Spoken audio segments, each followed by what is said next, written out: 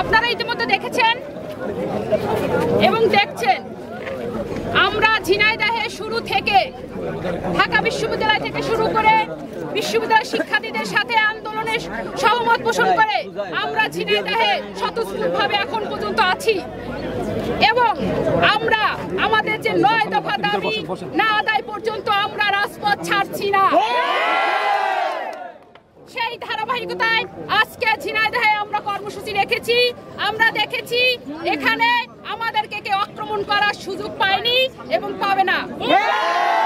সংগ্রামী উপস্থিতি, আপনারা ইতিমধ্যে জানেন, দেখছেন সারা দেশব্যাপী এই স্বৈরাচারী সরকার কিভাবে গণতন্ত্রকে হটিয়ে একটা স্বৈরতন্ত্র প্রতিষ্ঠা করতে চাচ্ছে।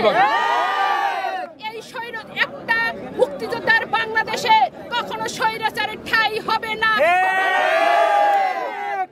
আমরা ছাত্র সমাজ যতদিন আছি এই বাংলায় কখনো বৈষম্য থাকবে না। আমরা এই মুক্তিযুদ্ধের স্বাধীন বাংলাদেশকে আবারও স্বাধীন জায়গায় ফিরিয়ে নেওয়ার জন্য ছাত্ররা আমাদের জীবন দিতে আমরা রাজি আছি। আপনারা দেখেছেন গত 2 দিন ধরে যে পরিকল্পনা চলছে, আমাদের উপর যে পরিকল্পনা, এটা মাত্র একটা অজুহাত।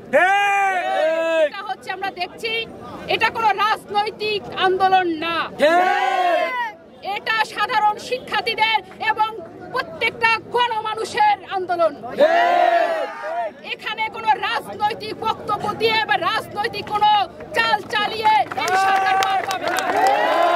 আপনারা জানেন 2-1টি দলকে বাতিলের ঘোষণা এর আগেও ছিল এবং পরেও থাকবে, কিন্তু এই মুহূর্তে এই ছাত্র আন্দোলনকে দমিয়ে রাখার জন্য এই কথা সামনে আনা যাবে না। বলতে চাই এটা গণমানুষের আন্দোলন, জনগণের দাবি। সেখানে কোনো নিষিদ্ধ ঘোষিত বা নিষিদ্ধ কোনো দলের নাম এখানে আনা যাবে না। এখানে সবাই উপস্থিত হতে পারবে, সবাই স্বতঃস্ফূর্তভাবে।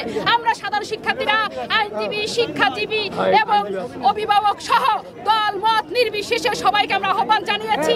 এই দেশকে রক্ষা করতে হলে, এই স্বাধীন দেশকে রক্ষা করতে হলে, তাহলে আমাদেরকে সবাইকে স্বতঃস্ফূর্তভাবে এই আন্দোলনে সক্রিয়ভাবে থাকতে হবে।